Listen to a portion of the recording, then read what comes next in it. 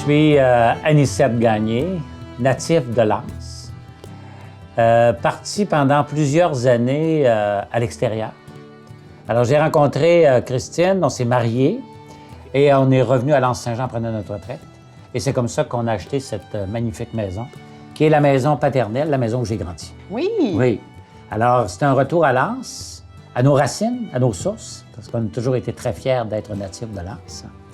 Et ça a été un retour avec un cadeau de la vie par surcroît, avec la maison qui était à vendre ici, la maison paternelle qui était à vendre, qu'on a achetée. Le mode de vie à Lens-Saint-Jean à l'époque, c'était, il y avait deux sources de revenus. C'était la foresterie et la culture. Alors, on a grandi sur la ferme familiale. Moi, je veux dire que j'ai été élevé dans une société matriarcale. Parce que mon père, même s'il était cultivateur, l'hiver, il devait s'éloigner pour aller bûcher. Et ma mère s'occupait de l'éducation, bien sûr, pendant tout ce temps-là. Mais c'était pas juste pendant l'hiver, c'était à l'année. S'occupait des devoirs et des leçons, s'occupait du suivi scolaire, s'occupait de l'éducation dans son sens large. Alors, on était réprimandé par notre mère, on n'était pas réprimandé par notre père, il n'était pas là. Ouais. S'il était là le soir, bien, il allait au restaurant, il allait voir ses amis.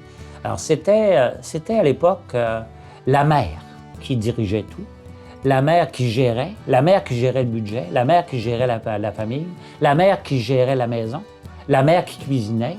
Alors, le rassemblement, c'était autour de la mère. Alors, c'était une enfance, je dirais, joyeuse et remplie de belles valeurs familiales d'abord, parce que des gens disent souvent, c'est devenu un cliché, on était pauvres. Nous, on était riches. Mais économiquement parlant, je voudrais bien préciser qu'on n'avait pas d'argent. Hein? Parce que les revenus de l'hiver dans la forêt, ça arrivait seulement qu'au printemps. Alors, pendant l'hiver, ma mère nous a déjà dit qu'elle passait l'hiver avec 50 sous dans la maison. Alors, vous imaginez? Bien, on était riche de valeurs familiales, de valeurs sociales, de valeurs de partage, de la richesse alimentaire. Et la richesse également sociale, parce qu'à Lens-Saint-Jean, c'était beaucoup une société de partage. On faisait des corvées ensemble. Les gens s'entraidaient, les cultivateurs, les agriculteurs s'entraidaient. Lorsque venait la période de la récolte de l'avoine, la récolte du grain, ça s'entraidait. Ça partageait des instruments agricoles sous l'encadrement de la religion. Et la religion était omniprésente dans notre vie quotidienne. Ce qui fait que dans la journée, bien sûr, on allait à l'école lorsque c'était la période scolaire. Et pendant les vacances estivales, bien, c'était le travail sur la ferme, à partir de l'âge de 5 ans, 6 ans. Commencer à conduire le tracteur, puis ainsi de suite, les chevaux. À l'époque, c'était les chevaux, ensuite, c'était le tracteur.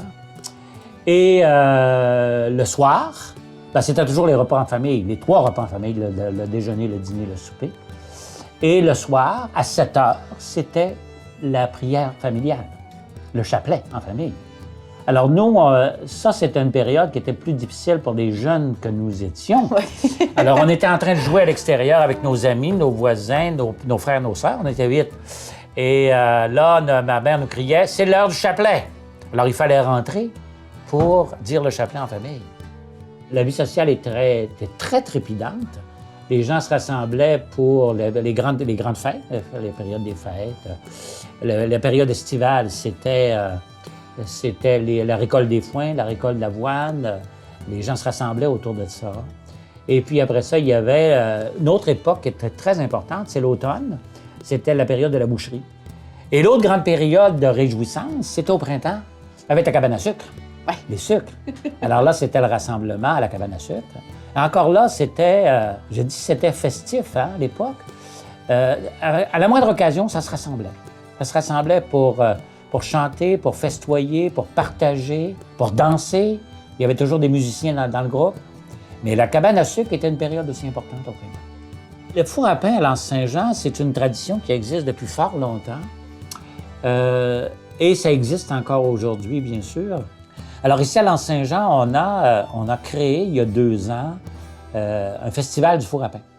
Et à ce moment-là, on a eu une contribution pour construire un four communautaire qui a été construit à côté du centre culturel Le Presbytère. Alors, un grand four à pain communautaire dont les gens peuvent se servir pendant l'été. Et ça attire des centaines de personnes qui viennent voir comment ça fonctionne. Ils veulent s'en construire, donc ils veulent voir comment les construire. Deuxièmement, comment l'opérer, puis comment faire cuire la nourriture. Alors, ça se termine, cette journée-là du festival, ça se termine par une dégustation qui se passe au Centre culturel du Presbytère, à côté du four à pain communautaire. Alors, c'est une façon de partager la nourriture qui a été cuite dans le four à pain. Puis ça doit aussi rappeler des souvenirs. Tu sais, quand on prend une miche de pain qui sort du four à pain, oui. Ça devait vous rappeler votre enfance oui, aussi. Absolument, puis, absolument, c'est ça. Et on avait, le premier four à pain qu'on a construit, ça me rappelle des beaux souvenirs, c'était au camping Quatre-Chemins, qui appartenait à mon père. Et on avait construit un premier four à pain à l'époque avec un mentor qui était un aîné de l'Anse Saint-Jean. Et il nous enseignait comment construire le four à pain. Alors, c'est une leçon que j'ai apprise, puis que j'ai transmise par après. Dites-moi, ici, à l'Anse Saint-Jean, il y a eu quelque chose d'assez extraordinaire dans les dernières années où il y a, je sais pas, quasiment plus d'une dizaine d'années, l'histoire du roi Denis Ier. Oui. Ça a fait jaser beaucoup, ça, dans la région et au Québec. Pouvez-vous me parler un petit peu de cette période? Ça, c'est... il y a exactement 28 ans. Pour parler de la monarchie, il faut parler du Mont-Édouard. L'Anse Saint-Jean a décidé de développer le centre de ski de Mont-Édouard. C'est là qu'est venue l'idée d'aménager une sculpture végétale derrière le Mont-Édouard. Mais elle coûtait 1 million. Mais une des façons de recueillir des fonds, c'est de créer une monarchie.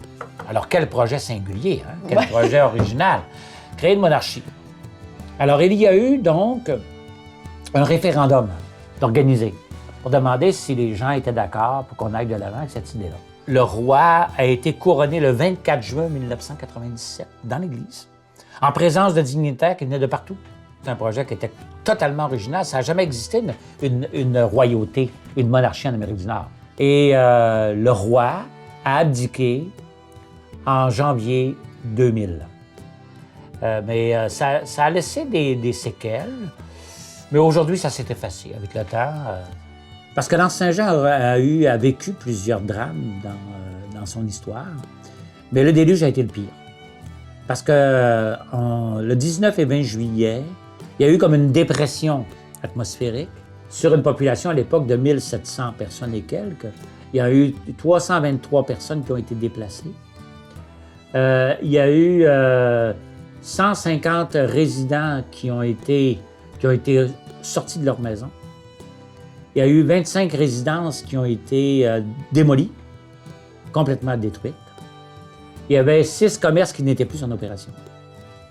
Et il y a eu des dommages pour 25 millions. Donc, ça a pris 5 ans à reconstruire. Et heureusement, il n'y a pas eu de perte de vie. Quand on prend connaissance du livre d'histoire qui a été écrit par Laurent-Yves Simard, qui a été maire pendant près 20 ans, il disait « L'Anse Saint-Jean est un peuple fort, un peuple résilient, un peuple qui sait se remonter, qui sait se redresser les manches pour faire face à l'adversité, faire face aux grandes épreuves. » Et c'est ça l'histoire de l'Anse Saint-Jean.